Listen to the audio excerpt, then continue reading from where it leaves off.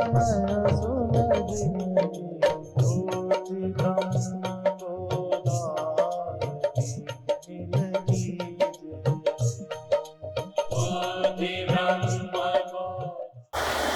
में आप तक पहुंचने के लिए ही सारे उपाय हैं, चाहे जबान है, चाहे मन है, चाहे शरीर है। और ये लाउड स्पीकर बहुत बड़ा महत्व रखता है कि यदि हम धीमे भी बोलें तो आप तक लाउड स्पीकर पहुंचा देता है। और मैं इस जबान को भी लाउड स्पीकर ही कहता हूं। अंदर से जो हम बोलते हैं, जो आप तक नहीं पहुंचता, जो हम सोचते हैं आप तक नहीं पहुंचता, ध्यान में जो अनुभव करते हैं जो आप तक नहीं पहुंचता, और मन से हम बोलते रहें तो आप तक नहीं पहुंचता। थोड़ा इस जबान का सहारा लेते हैं जो नजदीक हैं, उनके लिए यही लाउड स्पीकर। जो पास है, दूर वालों के लिए ये लाउड स्पीकर है। और इससे ज्यादा दूर वालों का आजकल और रेडियो है, टेलीविजन है, जहां से देख नहीं सकते वहां तक पहुंचाने का विज्ञान ने उपाय कर दिया है। पर लेने वाले उतनी ही श्रद्धा से लें, चाहे टीवी के माध्यम से हो, रेडियो के माध्यम से हो, जहां बोलने वाला दिखाई न देता हो। यद्यपि बोलने वाला दिखाई कहीं नहीं देता, दिखाई तो लाउड स्पीकर ही देते हैं। पर जहां तुम्हें भरोसा हो जाए कि हाँ वो बोल रहे हैं, और उतनी श्रद्धा से सुनो। अभी बहुत अच्छी अच्छी बातें कही गई, उनको मैं थोड़ा कोशिश करूंगा कि उसी को कहूं।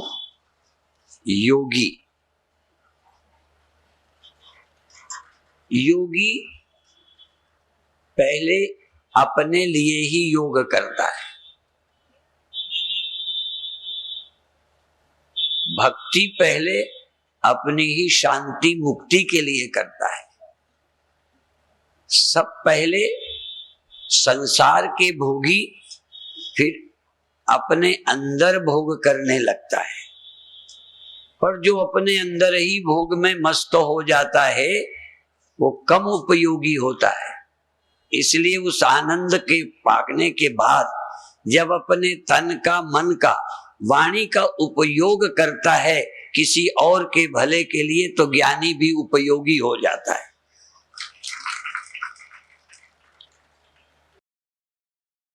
और भी थोड़ा गहराई से देखें, केवल भोगी कभी कहीं कहीं तो उपयोगी लगता है,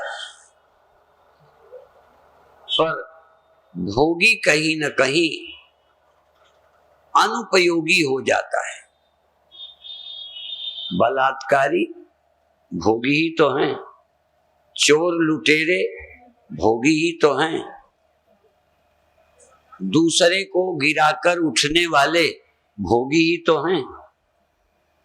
भोगियों से कुछ लाभ किसी को क्षण भर हो गया हो, पर भोगी व्यक्ति उपयोगी तो होता ही नहीं है, बल्कि औरों का विरोधी, विनाश करने वाला भी हो जाता है।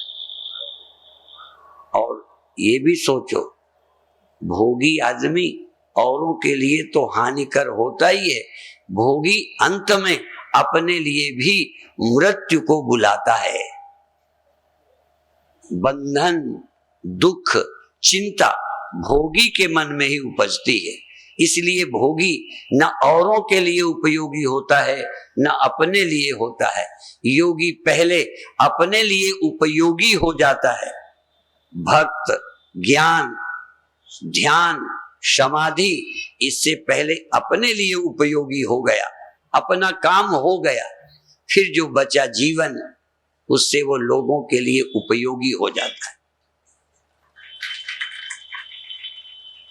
यदि आप भोगी हो, जो बेटा या बाप भोगी हैं, कभी कभी अपने बाप की हत्या करते हैं। पद के भोगी अपने ही भोग के लिए अपने देश को नुकसान पहुंचाते हैं। भोगी व्यक्ति अपने स्वास्थ्य का भी नुकसान करता है। इसलिए भोगे रोग भयम, भोग में रोग का भय है, पराधीनता है, पर भोगी समझ नहीं पाता। भोगी को यह ख्याल ही नहीं है और जितने टेंशन में हैं सब भोगी हैं।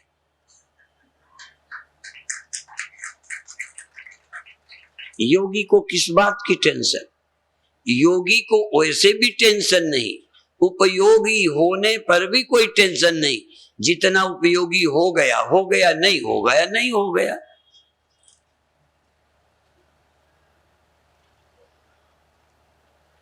सचमुच यदि तुम्हारे अंदर ये ज्ञान पैदा हो जाए, योगी हो जाओ, आत्मा राम हो जाओ, आत्म संतुष्ट हो जाओ, हम मुक्त हो जाओ।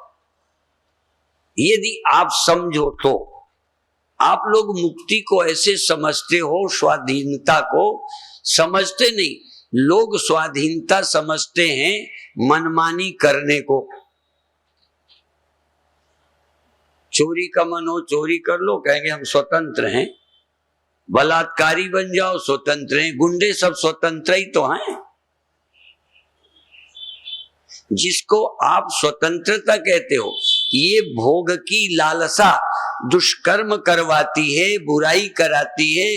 ये भोग लिप्सा, चाहे मान की भोग लिप्सा, चाहे काम की भोग लिप्सा, चाहे मान की या और किसी तरह की जीने की भोग लिप्सा भी, जिजीविषा भी दूसरे को मारने की प्रेरणा देती है अपने बचने के लिए। पर जिसे मरना ही नहीं, वो हिंसा भी क्यों करेगा? ये जितने हत्यारे हैं, आतताई हैं, आतंकी हैं, ये निश्चित हैं, ये भोगी है। भगवान कहते हैं कर्म का त्याग नहीं करना है, क्योंकि कर्म का त्याग करते किसी के उपयोगी न रहोगे। चाहे दान का कर्म हो, चाहे सेवा का कर्म हो, चाहे और धन कमाने का हो, यदि आप काम बंद करोगे तो दूसरे के उपयोगी नहीं रहोगे। इसलिए भगवान कहते हैं कर्म का त्याग नहीं करना अर्जुन, और साथ साथ कुछ पाने के लिए, भोगने के लिए भी कर्म मत करना। भोग भी तुम्हें बांध देगा। कर्म तभी बंधन बनता है जब कर्म भोग के लिए किया जाए। भोग का एक ही अर्थ नहीं है बड़ा कहलाने के लिए। ये बड़ा होना भी तो सुख है। कौन सा ऐसा कर्म अभी आप कर पाए जिसमें भोग लिप्सा न छिपी हो? कौन सा व्यक्ति दीर्घायु होना चाहता है जो दूसरों के लिए जीना चाहता है, अपने लिए नहीं? जो अमृत को प्राप्त हुआ है, ऐसे व्यक्ति को देह किस लिए चाहिए? औरों के लिए।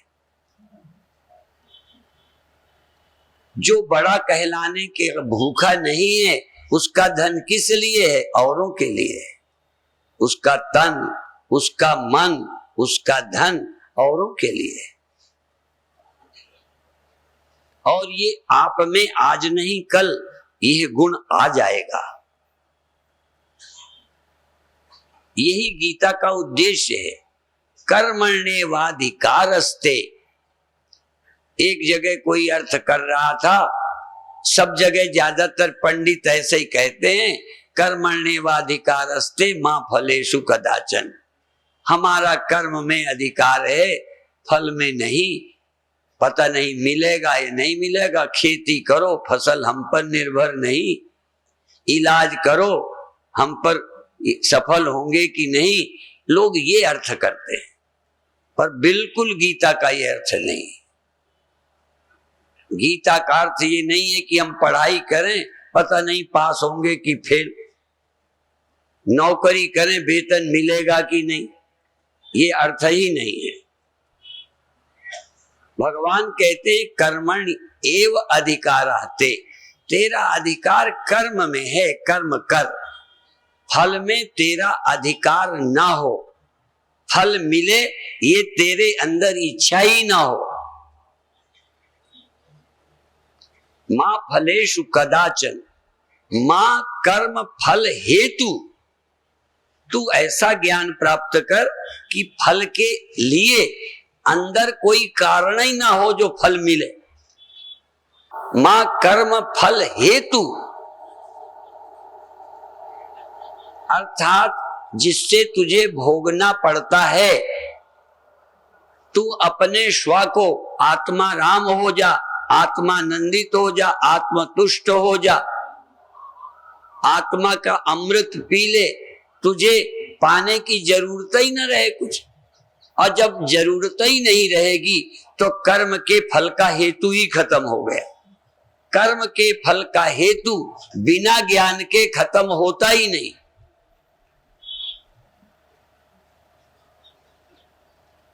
आप सुबह से शाम तक बिना लाभ के, तो क्या लाभ? जन्म से क्या लाभ मिलेगा? मरो। संग्रह का क्या लाभ हुआ? छोड़ के जाओ। जिनको अभी फल में लाभ दिखाई देता है वो अज्ञानी है। जिन्हें फल पाने की इच्छा ही बंधन दिखाई देती है, अपनी अपूर्णता का परिचायक है। तुम अपूर्ण हो, इसलिए तुम दूसरे की ओर कुछ पाने के लिए ताक रहे हो।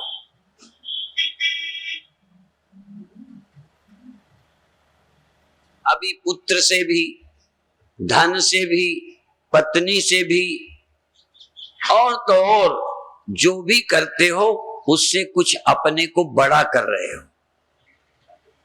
आप अपने बड़ा होने के लिए कर्म कर रहे हो, ये भी फल ही है। इसका क्या फल मिला? हम बड़े हो गए। और तुम बड़े हो, तुम इतने बड़े हो कि तुमसे बड़ा संसार में कोई ब्रह्मा तक नहीं है। क्या ये आप समझ गए हो? ब्रह्मज्ञानी ब्रह्मा भी कुछ नहीं चाहेगा, ब्रह्मज्ञानी विष्णु भी कुछ नहीं चाहेगा। और जैसे वो चाह से मुक्त हैं, विष्णु पालन कर रहे हैं पर उन्हें मोह ममता नहीं है। ब्रह्मा सृष्टि रच रहे हैं, चिंता नहीं है। यदि है तो मनुष्य है। फिर जिनका नाम ब्रह्मा है वो मनुष्य है, क्योंकि लाभ हानि ये सब चिंता करने वाला मनुष्य होता है। यदि ब्रह्मा को भी चिंता है ये मेरी सृष्टि का क्या होगा, ब्रह्मा चिंता मुक्त है, विष्णु पालन कर रहे हैं, तुम भी पालन कर रहे हो। क्या विष्णु भी बेचारे परेशान होंगे ना? ब्रह्मा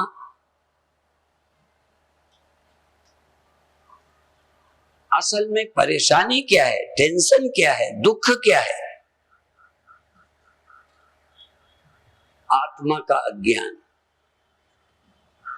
आत्मा के अज्ञान से अपने अंदर अपूर्णता, मृत्यु, दुख, अभाव का ख्याल आया और उस अभाव को पूरा करने के लिए कर्म कर रहे हो। जो किसी अभाव की, अपने किसी अभाव के लिए कर्म नहीं करता, उसके कर्म बड़े स्वाभाविक होते हैं। और स्वाभाविक कर्म किसी फल की इच्छा से नहीं होते।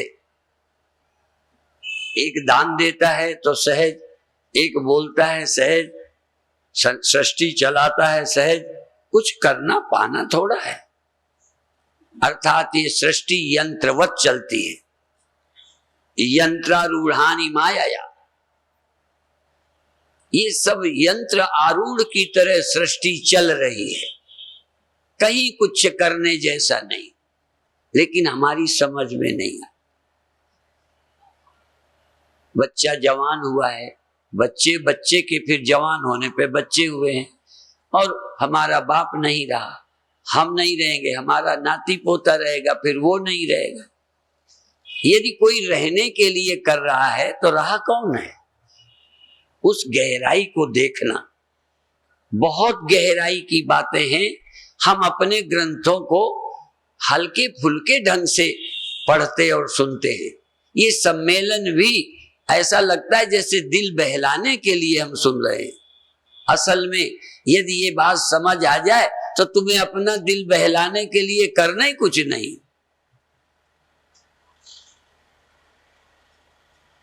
ब्रह्मज्ञानी अपने दिल को बहलाने के लिए क्या करे? फिर वो किस लिए करता है? लोगों के लिए, उपयोगी हो जाता है। ज्ञानी या योगी उपयोगी, और वो ज्यादा दिन रहेगा शरीर से तो ज्यादा दिन काम करेगा। आज जाने का नंबर आ जाए तो कहेगा ठीक है, उसे इसकी भूख नहीं है। वो उपयोगी होकर भी अपनी भूख नहीं बुझा रहा, उपयोगी होकर औरों की भूख बुझा रहा है, औरों की प्यास, औरों की कमी। और इसीलिए भगवान कृष्ण अर्जुन को उपयोगी बना रहे हैं, उपयोगी होने के लिए गीता सुना रहे हैं। अभी एक भजन सुना था, क्या अद्भुत चमत्कार है भगवान तुम्हारी गीता में।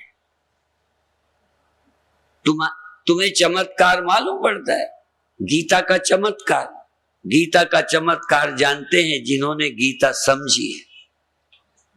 इतना बड़ा चमत्कार राजा बनने में नहीं, मनुष्य होने में भी नहीं, कुछ भी हो जाओ नहीं, ये सारा चमत्कार है अध्यात्म का, ग्रंथों का। यदि उनको तुमने रोटी से ज्यादा, और एक बात इसी बीच में कह दूं, जैसे शरीर को रोटी जरूरी है, शरीर को पानी जरूरी है, कपड़ा जरूरी है, घर जरूरी है, और सृष्टि चलाने के लिए स्त्री पुरुष जरूरी है, जहां ये सब जरूरी हैं, तहां सृष्टि में पूर्ण होकर जीने के लिए गीता जरूरी है, उपनिषद जरूरी है, भागवत जरूरी है। इसके बिना कोई पूरा होकर दिखा दे। इसलिए अपना पूरा होना कर्म पर निर्भर नहीं है, अपना पूरा होना अध्यात्म पर निर्भर है, सोच पर निर्भर है, समझ पर निर्भर है, और बाकी सबका उपयोग समाज के लिए है। इसीलिए भगवान ने कह दिया, कर्म योग और ज्ञान योग का जब आया कि तदेकम बद निश्चित्य, तुम दोनों में से एक बात कहो, या तो कर्म की या ज्ञान की। फिर भी वही कहते हैं, वो ये कहते हैं ज्ञान जो है, तुम ज्ञान से कर्म का त्याग कर दो। ज्ञान को नहीं, मोक्ष नहीं चाहिए तो यज्ञ न करो, मोक्ष नहीं चाहिए तो तप न करो, मोक्ष नहीं चाहिए तो दुनिया के काम न करो, मांग के खा लो। अर्जुन ने ये भी तो कहा कि मैं भीख मांग कर खा लूंगा पर ये पाप नहीं करूंगा, क्योंकि अभी मोह जगा है। तो भगवान ने कहा कि दोनों बातें हैं, दो तरह की निष्ठाएं हैं।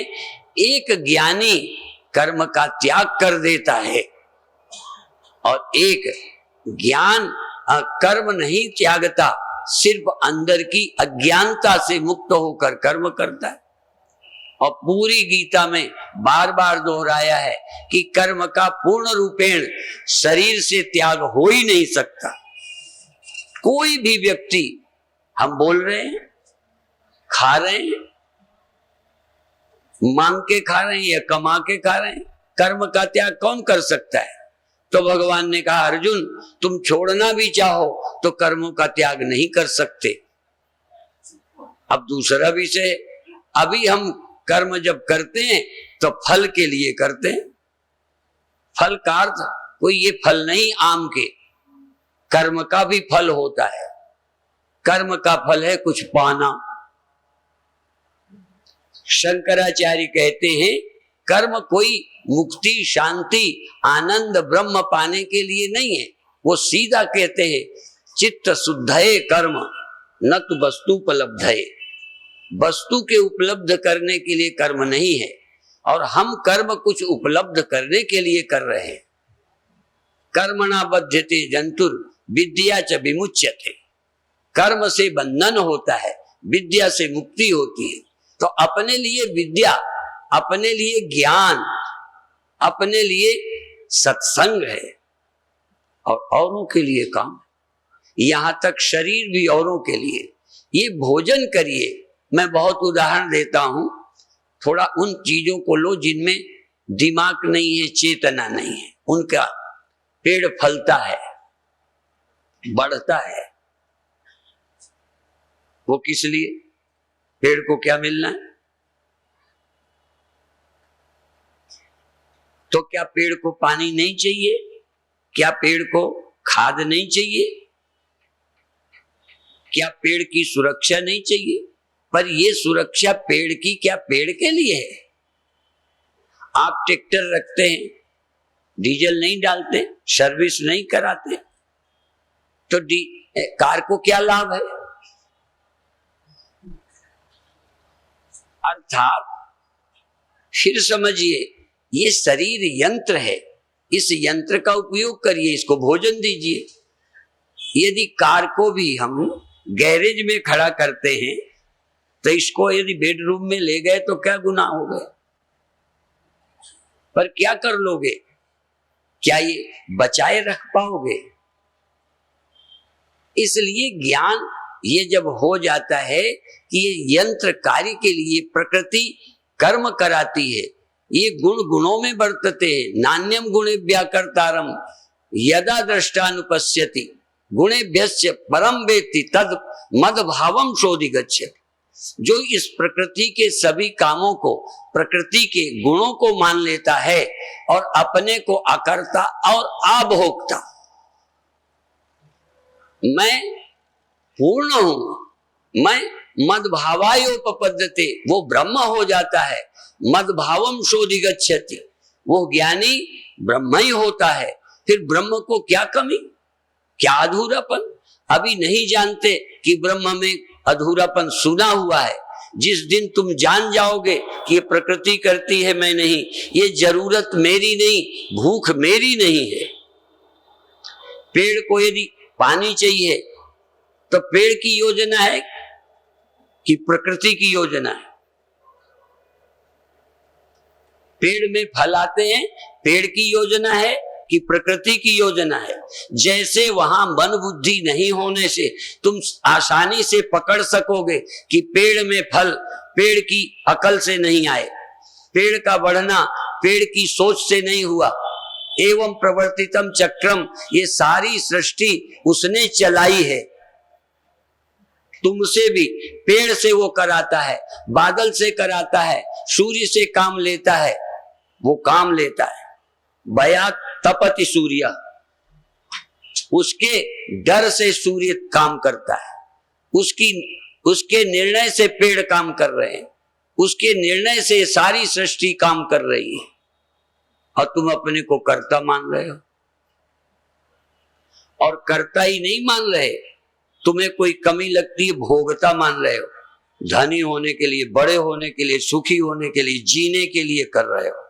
सफल हो जाओगे जीने में? कोई जीने में सफल होकर दिखा दे, और ज्ञानी मरकर दिखा दे। अभी आप समझ नहीं पाओगे कि ज्ञानी की मृत्यु हो नहीं सकती और अज्ञानी बच नहीं सकता। तो पेड़ ने क्या किया है? तुम भी एक क्या पेड़ नहीं हो? तुम बुद्धिमान पेड़ हो ना। यदि बुद्धिमान पेड़ हो तो पेड़ से थोड़ी बहुत चूक भी हो गई हो तो वो भी तुम ना होने दो, बाकी तुम भी एक समझदार पेड़ हो। तो जब ना समझ प्रकृति के द्वारा, परमात्मा के द्वारा काम कर रहा है तो समझदार मान ले मैं कर रहा हूं।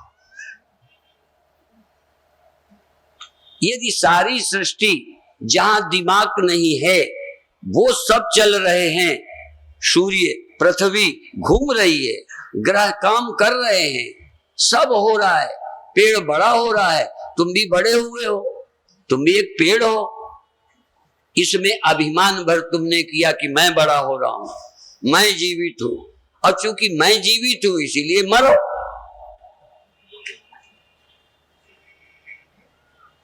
तुम क्यों कह, तुम शरीर से जीवित नहीं हो, तुम शरीर के कारण तुम करता नहीं हो, तुम बुद्धि के कारण कर्ता बन गए हो, तुम बुद्धि के कारण भोक्ता बन गए हो। इसीलिए इस दुर्बुद्धि को हटाकर तुम्हारे कर्ता भोक्तापन, इस भूख को मिटाकर, जो बुद्धिजन्य अज्ञान से जो भूख पैदा हुई है, शरीर से जो भूख पैदा हुई है उसे योगी भी नहीं मिटा सकता।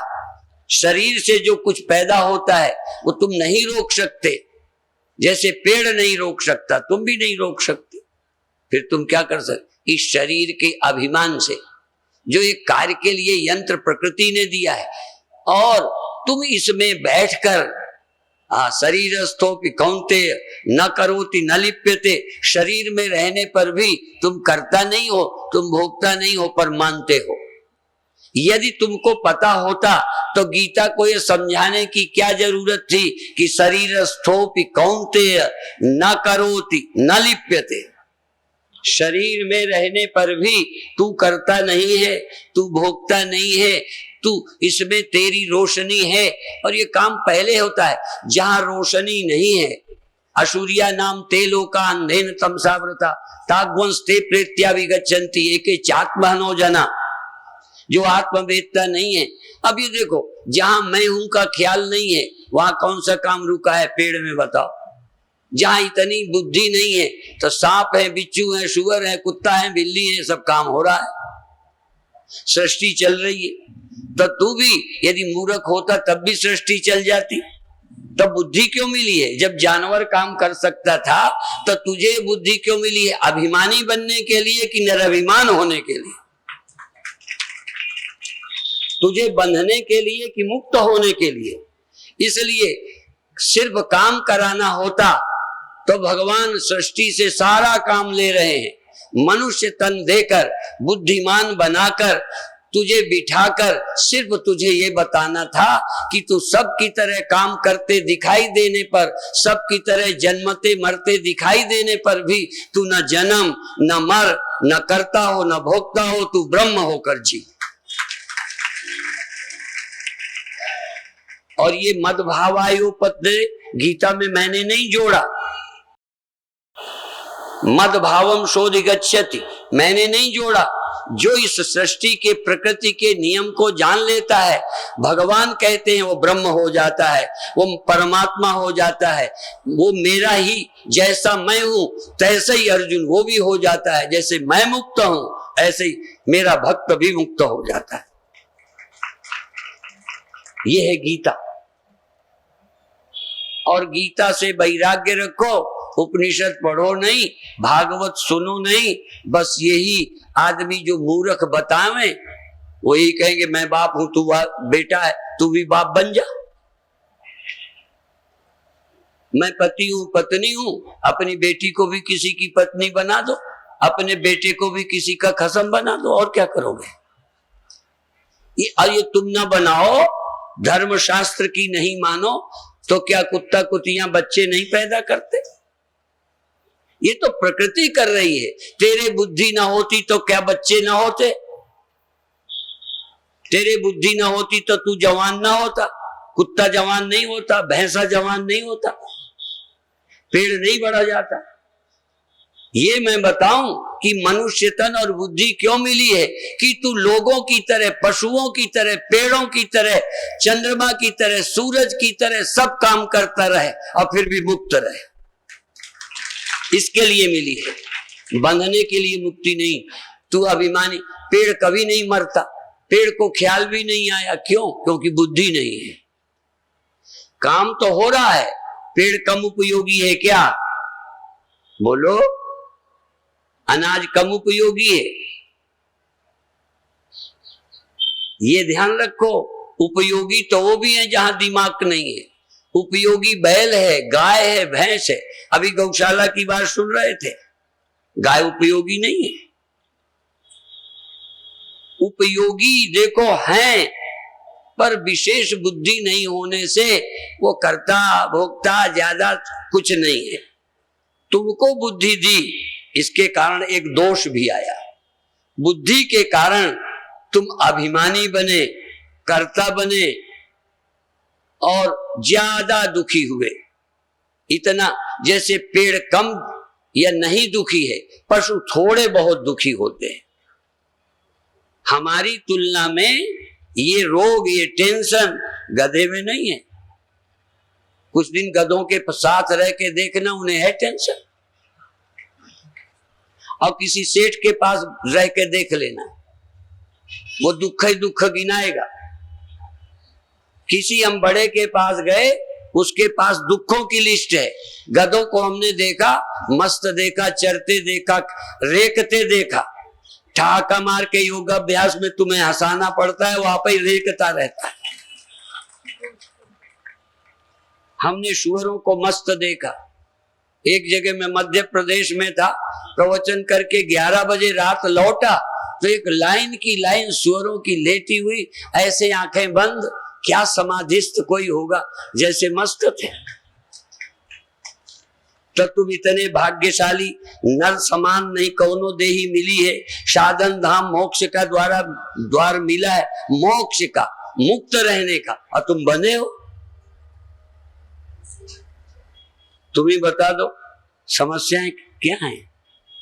यदि पेड़ गिर सकता है, फल बच सकता है, यहां भी लड़के हो गए, यहां भी जवानी आ गई, क्या है ये तो प्रकृति ने करा लिया, तू कहे करता बन गया।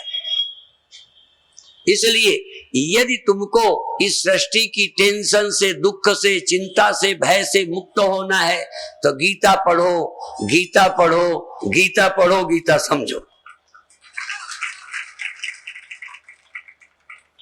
और खूब वैराग्य पूर्वक, बुद्धि पूर्वक पढ़ो।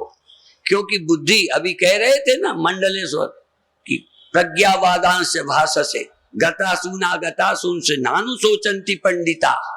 असल में ज्ञानी वो है जो सोचता नहीं है, चिंता ही नहीं है, और हम सब चिंता से भरे हैं और हमारे जैसा कोई बुद्धिमान नहीं है।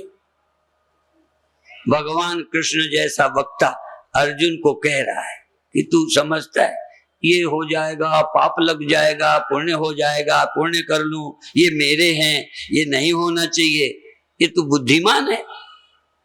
बातें तो ऐसी लगता है जैसे महात्मा कर रहे हो, बड़े दयालु, अपने लोगों को मारना ये अच्छा नहीं है, मैं भीख मांग के खा लूंगा। बातें कितनी अच्छी अच्छी कर रहा, साधु क्या करेगा इतनी अच्छी बातें। और भगवान कहते तेरी पढ़ी पढ़ाई सुनी सुनाई बातें हैं, तेरा ये अनुभव नहीं है। इसलिए ये ब्रह्म ज्ञान जब हो जाता है, आत्मबोध हो जाता है, तो जीवन धन्य हो जाता है। मैं एक दिन में तुमको समझा तो नहीं सकता, हमारे गुरु ने भी हमें सब बोला। अब बोलना ही समझाना कहलाता है। गुरु जी ने समझाया इसीलिए समझ गए, हमने तो कोई मेहनत नहीं की।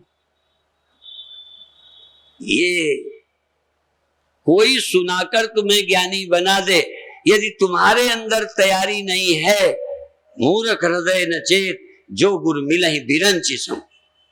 ब्रह्मा के समान भी गुरु मिल जाए, पर तुम्हारी रुचि ही नहीं है, तुम मुक्त होना चाहते ही नहीं हो, तुम भोगी बनने में लगे हो, अभिमानी बनने में लगे हो, देहाभिमानी हो। ब्रह्म से तो परहेज है, ब्रह्म ज्ञानी से परहेज है। तो जब ब्रह्म ज्ञानियों से तुम्हें चिढ़ है, ये अपने ही ब्रह्म बने जा रहे हैं, बताओ। ऐसे मूर्ख लोग भी हैं, जब भगवान कृष्ण स्वयं कहते हैं कि वो ब्रह्म ही हो जाता है, ब्रह्मविद ब्रह्मैव भवति। अब तुम इनका विरोध करते हो। मूर्ख करें तो करें, जो कम से कम धर्म ग्रंथ जिनके हाथ में आए हैं, गीताया पुस्तकम यत्र यत्र पाठा प्रवर्तते त्रीन तत्र न विद्यन्ति दुर्भिक्षम मरणम भयम। जहां गीता है, हाँ, गीता या पुस्तकम यत्र, जिसके यहाँ गीता है, यत्र पाठा प्रवर्तते, जहां उसका पठन पाठन होता है, तीन वहां नहीं आते, दुर्भिक्षम मरणम भयम, वहां भय टेंशन नहीं आती। तुम्हारे यहाँ तो जाने क्या भूत आ जाते हैं, प्रेत आ जाते हैं, कौन कौन आ जाता है पता नहीं। तुम्हारे घर में इतना अंधेरा है कि सांप बिच्छू मच्छर ही रहेंगे और कौन रहेगा। तुम्हारे यहाँ जहाँ ब्रह्म का प्रकाश होगा, चित्त स्वरूप का बोध होगा। इसीलिए तुलसीदास रामायण में कहते हैं, प्रबल अविद्या कर परिवारा, मोह आदि तम मिटहि अपारा, आत्म अनुभव सुख सुप्रकाशा, तब भवमूल भेद भ्रम नाशा। जागृत में तुम्हें द्वैत है, डर है, प्यार है, लड़ाई है, झगड़ा है, देहाभिमान है, मैं ये हूं, मैं मर जाऊंगा, ये जागृत में है। और स्वप्न में भी यही तो होता है। और क्या होता है? जैसा जागृत तैसे ही स्वप्न। जागृत में जैसे भय मेरा तेरा चिंता होती है, ऐसे ही स्वप्न में होती है। पर स्वप्न से जग जाने पर ये सच फिर लगने लगता है, ये फिर सच लगता है। अभी लगता है, स्वप्न में वो लगता है, जागे फिर ये लगता है, उससे छुट्टी। अब ये जगत, ये जगत ब्रह्म ज्ञानी को मात्र माया मात्र प्रतीति मात्र लगता है, अनेकता दिखती है। पर इस अनेक में ब्रह्म ज्ञानी को ब्रह्म विचार काल में एक मेवा द्वितीयम ब्रह्म दिखता है। एक चैतन्य, एक चैतन्य, एक ही मैं, और कोई है ही नहीं, अनेक, ऐसा दिखता है। फिर जरा व्यवहारिक हो जाता है, फिर ये जगत दिखता है। फिर तो तुम स्वप्न से जागना जानते हो, फिर स्वप्न में चले जाते हो। ब्रह्म ज्ञानी जगत में रहकर फिर ब्रह्मता का अनुभव करता है, फिर जगत में व्यवहार करता है, फिर याद करता है। इसलिए सुमिरन करता है, हरि सुमिरे दुख जाए। परमात्मा की याद किया, अनेकता झूठी बाधित हो गई। मिट्टी में बर्तनों की तरह, पानी में लहर की तरह, सोनों में गहने की तरह अनेक दिखने पर भी एक नजर आने लगा। इसलिए व्यवहार में सब बर्तनों का नाम लेता हुआ मिट्टी देखता है। ऐसे ही मैं तुम यह वह, ज्ञानी को सब नजर आते हुए एक ब्रह्म भी उसके स्मरण में आता रहता है। इसलिए वो जगत के बंधन में नहीं आता, टेंशन में नहीं आता। शरीर वैसे ही तुम्हारी तरह उसका भी जाएगा, ये परिवर्तन होता रहेगा। पर ज्ञानी की बुद्धि इनका अभिमान नहीं करती, वो देहाभिमान गया है, उसकी बुद्धि में ब्रह्म बोध पैदा हुआ है, ना कि कोई सृष्टि का वो परिवर्तन करता है। इसलिए हम लोग कहते हैं ज्ञानी सृष्टि नहीं बदलता, संसार को न बनाता है न मिटाता है। बनते मिटते संसार में अपने को न मिटने देखता है, न अपने को पैदा होने देता है। अपनी सत्ता को जानता है, इसलिए वो मुक्त रहता है।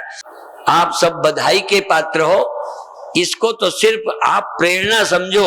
यदि पीने वालों की बात सुनकर पीने में किसी की रुचि बन जाती है, नशेड़ी बन जाता है, चरित्रहीन बन जाता है, एक पवित्र बच्चा युवक किसी गंदे के साथ में उधर रुचि ले लेता है, तो मैं तुम्हें भी कहूंगा, यदि हमारी बात आपको अच्छी लगे, यदि आपको इस रास्ते में चलने में रुचि पैदा हो जाए, तो हम सफल हो गए। संसारी लोग अपनी बात सुनाकर उधर झुकाव पैदा कर देते, बाकी तो फिर आप नशा ढूंढ ही लोगे, फिर परिस्थितियां आप ही ढूंढ लेते हो। रुचि पैदा हो जाए तो सब होता है। ऐसे यदि ब्रह्म ज्ञान की रुचि पैदा हो जाए तो ब्रह्म ज्ञान तुम आप ही प्राप्त कर लोगे। वही मैं कहना चाहता था, हमारे गुरुदेव सुनाते ही तो थे हमें, वो सुनाने से इधर हमारी रुचि बन गई। फिर वो रहे मौके पर, ये ना रहे, वैसे ही पढ़ना, वैसे ही सोचना, धीरे धीरे वो पक्का हो गया। इतना पक्का हो गया कि सब कुछ होते हमारा कुछ नहीं बिगड़ता। इसलिए गीता का चमत्कार, भागवत का चमत्कार, गुरुओं का चमत्कार इतना बड़ा है कि इतनी बड़ी दुनिया जो आदमी की छाती में चढ़ी है, उसके दिमाग को परेशान ही नहीं करती। उसकी बुद्धि में जगत नाम की वस्तु, आत्मा में जन्म, आत्मा की मृत्यु, आत्मा में विकार, आत्मा में मलिनता है नहीं, ऐसा वो सिर्फ विश्वास नहीं करता, ऐसा वो अपरोक्ष अनुभव करता है। जन्मता है अवस्थाएं, जागृत स्वप्न, ये अवस्थाएं जन्मती है चैतन्यमय। कब जन्मा? चैतन्यता। जैसे बार बार कहता हूं, बिजली ने देखा रोशनी मुझ में हो गई, रोशनी मुझ में चली गई। बिजली ने, अभी तुम वो सोच नहीं पाते, तुम आदमी बन के सुन रहे, बिजली में रोशनी बनी रही, खो गई। बिजली का क्या? ऐसे ही ये सब हो गया, ज्ञान हो गया, अज्ञान हो गया, प्रतीति हो गई, अप्रतीति हो गई। मैं वो चेतन हूं जो आज तक न आया, न गया, न जन्मा, न मरा, और न मैं सीमित हूं। मैं अनादि अनंत अद्वय ब्रह्म हूं। ऐसा ज्ञान हो जाने के बाद ब्रह्म निर्वाण मृच्छति। कल मैंने कहा था, ऐसा ब्राह्मी स्थिति पार्थ नई नाम प्राप्य विमुह्यति स्थित्वा श्याम अंत काले भी ब्रह्म निर्वाण मृच्छति। अंत काल में भी उसे कुछ नहीं, वो ब्रह्म ही है, ब्रह्म ही भाव में लीन हो जाता है। जीव भाव देह भाव पहले ही चला गया था, जो बचा बचाया देह है वो भी एक दिन अंत हो जाता है। इसलिए मुक्ति उसकी उस दिन नहीं होती जब शरीरांत होता है, वो जिस दिन ज्ञान हुआ उसी दिन वो मुक्त हो जाता है, शरीर का मिटना बाकी रह जाता है। आप इस ज्ञान को सुनेंगे, चिंतन करेंगे। बस मैंने जैसे कुसंग वाले लोग बिगाड़ देते हैं, कबीर साहब ने एक जगह कहा है कि गंगा के संग नाला बिगड़ो सो गंगा होके निभरो, और ऐसे ही और कह दिया कि ये जो पारस के संग लोहा बिगड़ो तो सोना होके निभरो। ऐसे ही कबीर कहते संतन के संग मैं बिगड़ा तो राम होके निकला। तो यदि हमारे बिगाड़ने से बिगड़ जाओ तो हम तुम्हें बधाई देंगे। हाँ, ओम शांति शांति शांति।